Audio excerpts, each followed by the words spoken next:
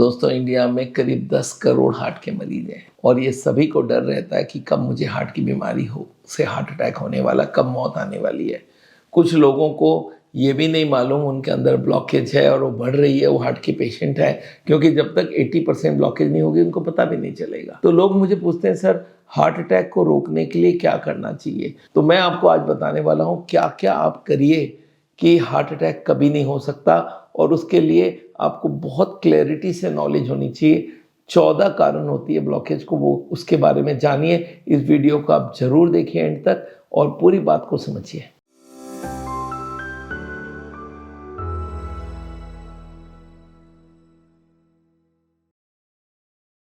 दोस्तों heart attack का क्या मतलब है? हार्ट की बीमारी है या आपके पास ब्लॉकेज है। 70-80% ब्लॉकेज होने के बाद लोगों को पता चलता है वो हार्ट का पेशेंट है, पर 40 के बाद वो एक्चुअली हार्ट का पेशेंट बन जाता है।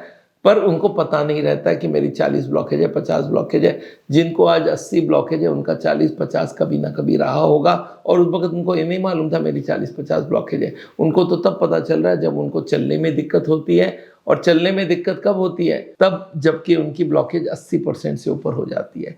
तो अगर आप हार्ट के पेशेंट हो या ना हो, आप अगर ये सोच के चलते हो कि मेरी थोड़ी बहुत ब्लॉकेज होगी तो क्या क्या करें कि हार्ट अटैक ना हो पाए, तो इसके लिए मैं आपको एक छोटा सा क्लियर सा नॉलेज देता हूँ। हार्ट की बीमारी आम बीमारियों की तरह नहीं है जहाँ पे एक कारण है। जैसे मलेरिया का कारण है, मलेरिया जर्म्स को मार दो, मलेरिया ठीक हो गया। डायबिटीज़ का एक है कि भाई दवाई दे दो, डायबिटीज़ कंट्रोल हो गया। पर हार्ट की बीमारी में एक चीज़ नहीं है, बहुत सारी चीज़ें हैं। आप बोलेंगे क्या क्या है? तो 4-5 मोटे मोटे, एक तो कोलेस्ट्रॉल है, एक है ट्राइग्लिसराइड, एक है ब्लड प्रेशर, एक है शुगर, एक है मोटापा, एक है स्ट्रेस, और एक है smoking, tobacco in any form. ये सारे तो ब्लॉकेज बढ़ाने का काम करते हैं, इनको आपको बहुत ध्यान से रखना पड़ेगा। कोलेस्ट्रॉल 130 के नीचे रखेंगे, ट्राइग्लिसराइड 100 के नीचे रखेंगे, ब्लड प्रेशर 120-80 रखेंगे, शुगर 100 और 140, 3 महीने का शुगर 6.5, स्मोकिंग बंद रखेंगे, वजन को कम रखेंगे, 24 या 25 बीएमआई तक ला के रखे वजन, और कोई भी कारण से स्ट्रेस को जितना हो सके 50% कंट्रोल करिए।